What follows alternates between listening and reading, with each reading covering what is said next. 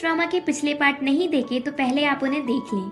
अगर आपको ड्रामा की एक्सप्लेनेशन अच्छी लगे तो वीडियो को लाइक कर दीजिए और मेरे चैनल को सब्सक्राइब कर दीजिए, जिससे आपको ऐसी ही इंटरेस्टिंग वीडियोस के नोटिफिकेशन मिलते रहें। नियान किसी को कॉल करती है हेल्प के लिए, तो वहाँ स्टोर पर गोंग्यू पहुँचता है फैंग के साथ। गोंग्यू नियान से कहता है तुम एविडेंस ढूंढने नहीं गई, बल्कि यहाँ आकर खुद को प्रॉब्लम में डाल लिया। नियान, मैंने तुम्हें कॉल नहीं किया था, क्या तुम यहाँ मुझ पर हंसने आए हो? गोंग्यू, मुझे पता है तुमने फैंग को कॉल किया था उससे पैसे लेने के लिए, पर उससे पैसे लेना मुझसे पैसे लेने के बराबर है। वैसे तुम्हें परेशान करने की हिम्मत किसने की? क्योंकि तुम मेरी गर्ल हो, मुझे छोड़कर तुम्हें कोई बुली नहीं कर सकता। नियान, किसी ने मुझे बुली नहीं किया। वो खड़े नहीं हो पाती तो गोंग्यू उसकी हेल्प करता है और फिर वो गोंग्यू को पे करने के लिए छोड़कर चली जाती है। देन गोंग्यू नियान से उसके घर मिलता है कॉन्ट्रैक्ट लेकर और उससे साइन करने को कहता है, जिसमें लिखा है कि नियान गोंग्यू के साथ रहेगी जब तक वो अपनी इनोसेंस प्रूफ ना कर दे, और अगर वो उसके साथ रहने को नहीं मानेगी तो उसे पे करना पड़ेगा उस एक्सपेंसिव बेस के लिए जो वो स्टोर में तोड़ कर आई है। नियान पूछती है कि इस कॉन्ट्रैक्ट का मतलब क्या है। फैंग, जब तक तुम एविडेंस नहीं ढूंढ लेती तब तक तुम्हें गोंग्यू का हर ऑर्डर मानना पड़ेगा। नियान कॉन्ट्रैक्ट साइन करने से मना कर देती है और कहती है मेरे पास तो पैसे ही नहीं है, तो अगर तुम मेरे अगेंस्ट केस भी कर दो तो कोर्ट भी कुछ नहीं कर पाएगा। गोंग्यू नियान के सामने अपने लॉयर्स की टीम खड़ी कर देता है, तो नियान फटाक से कॉन्ट्रैक्ट साइन कर देती है। देन हाउसमेट आकर नियान का सामान पैक करने लगती है। गोंग्यू नियान से कहता है तुम मेरी गर्ल हो, इसलिए तुम इस पुराने से घर में तो नहीं रहोगी। मुझे ये भी पता है कि तुम मेरे फॉरेस्ट वाले घर में भी रहना नहीं चाहती, इसलिए मैंने इसी सिटी में न्यू घर लिया है स्पेशली तुम्हारे लिए। नियान, तुम रिच हो और बिच हो, और वो हंसने लगती है। गोंग्यू नियान की ड्राइंग देखता है तो कहता है तुम सारा टाइम घर में रहकर ये बोरिंग थिंग्स बनाती रहती हो। नियान, ये बोरिंग नहीं है और तुम कुछ नहीं समझोगे क्योंकि तुम जब पैदा हुए तुम्हारे पास सब था, पर मेरे पास कुछ नहीं। गोंग्यू नियान से कहता है तुम मेरी गर्लफ्रेंड बन जाओ, मैं तुम्हें कभी सैड नहीं होने दूंगा, और चलो मैं तुम्हें हमारे न्यू घर में लेकर चलता हूँ। गोंग्यू उसे घर लेकर पहुँचता है। डिनर के टाइम गोंग्यू नियान को कुछ खाने नहीं देता क्योंकि उसे फूड अच्छा नहीं लगता। नियान गुस्से में किचन में जाती है और अपने लिए नूडल्स बनाकर लेकर आती है। गोंग्यू उससे वो नूडल्स छुड़ा लेता है और सारी खा लेता है, कहता है ये बहुत टेस्टी है, और फिर वो फिर से नियान को बनाने का ऑर्डर देता है। नियान, मैं तुम्हारी नौकर नहीं हूँ। फैंग कॉन्ट्रैक्ट लेकर खड़ा हो जाता है बताने के लिए कि गोंग्यू उसका मास्टर है, इसलिए वो जो कहेगा उसे वो करना पड़ेगा। नियान किचन में जाती है और अपने लिए और गोंग्यू के लिए नूडल्स बना कर लाती है। गोंग्यू, ये बहुत टेस्टी है। नियान ये सोचकर खुश होती है कि जब से उसने कुकिंग करना सीखी है, गोंग्यू पहला इंसान है जिसे उसकी कुकिंग पसंद आई। देन नियान को उसकी मॉम का कॉल आता है और वो उसे बहन शीदी की शादी में आने को इनवाइट करती है। नियान सोचती है उसका शादी में जाना सही नहीं रहेगा, पर उसकी मॉम इंसिस्ट करती है तो वो मान जाती है। गोंग्यू उसकी बातें सुन रहा था। अब जब चिंचू कंपनी का एयर है और सीधी एक्ट्रेस, तो गोंग्यू को भी उस शादी से इनविटेशन आया है।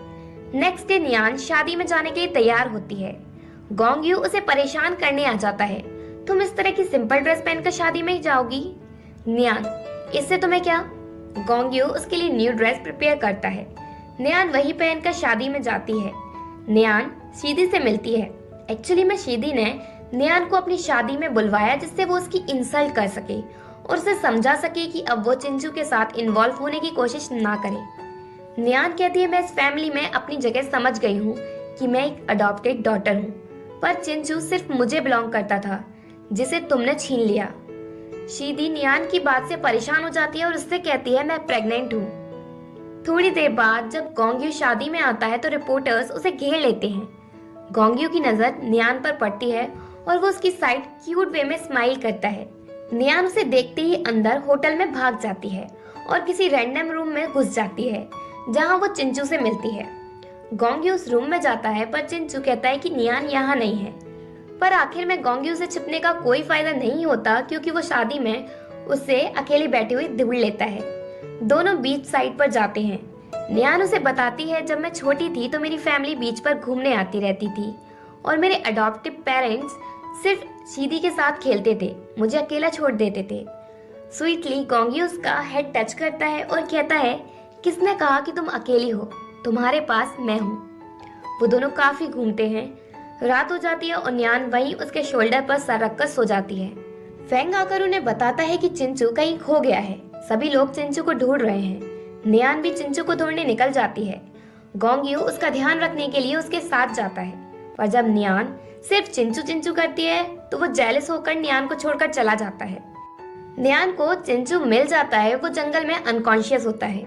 नियान उसके पास जाती है, तभी सभी लोग उन्हें ढूंढ लेते हैं। सबको लगता है कि नियान ही चिंचू को अपने साथ जंगल में लेकर आई है, जिससे ये शादी ना हो पाए। तो सीधी के डैड गुस्से में उसे किक मारते हैं और चिंचू को ले जाते हैं। फेंग नियान को ढूंढता हुआ उसके पास पहुंचता है। वो एक ट्री के नीचे बैठी हुई थी और बहुत अपसेट थी। फेंग उसे बताता है कि गोंग्यू कंपनी वापस चला गया है क्योंकि उसे कुछ इम्पोर्टेंट वर्क था। उसने हमें ऑर्डर दिया है कि हम तुम्हें वापस घर पहुंचा दें। नियान, क्या मैं बुरी हूँ फेंग? फेंग, ये तुम्हारा फैमिली मैटर है, इसलिए इसमें मैं कुछ नहीं कह सकता। नियान, मेरे दिल में कुछ बातें हैं जिनको अब होल्ड करे रखना बड़ा मुश्किल है।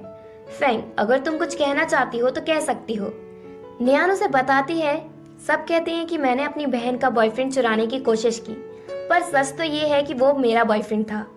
बचपन से ही चिंचू ब्लाइंड था, इस वजह से उसकी फैमिली उसे पसंद नहीं करती थी। मेरे डैड उसकी फैमिली के ड्राइवर थे, तो उन्होंने चिंचू को हमारे घर रहने भेज दिया। मैं हमेशा चिंचू के साथ रहती और हम दोनों एक दूसरे से प्यार करने लगे। हम दोनों ने प्रॉमिस किया कि हम दोनों फैमिली मेंबर हैं और कभी अलग नहीं होंगे। बाद में चिंचू के बड़े भाई ने उनके फैमिली बिजनेस को इनहेरिट नहीं किया, तो उस फैमिली को चिंचू याद आया और उन्होंने उसकी आईज की सर्जरी कराई।